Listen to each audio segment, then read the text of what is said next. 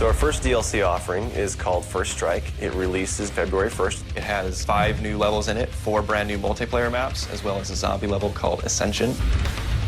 Kowloon is inspired by the single-player campaign level that was also set in Kowloon City, China, but the actual design and the layout and the geometry in the map is built from the ground up for MP. Kowloon is the only map that has zip lines, which will allow players to quickly get from point A to point B. The trade-off to that is that you're completely exposed while you're on the zip line. You can't use your weapon. It's going to get you to your location much faster, but there's also the risk that you're going to get shot.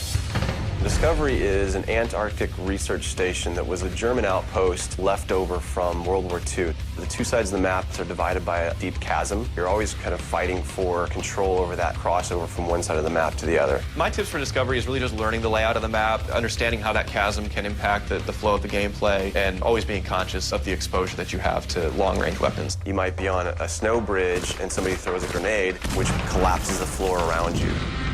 Our large map is Berlin Wall. This focuses on the checkpoint Charlie area of Berlin. It puts you fighting on the 2 different sides of the wall. So you've got East Berlin versus West Berlin kind of thing going. Berlin Wall has certain attributes about it that if you use it right, you're going to have the competitive edge over your opponents. It has a lot of very long view distances. It's a really great map for snipers. There's some good high points, some good elevation there. And one of the unique aspects about Berlin Wall is that there's the no man's land in the middle. You can take the risk of going through no man's land to get a faster route, but there's a good chance you're going to get mowed down by the auto turrets.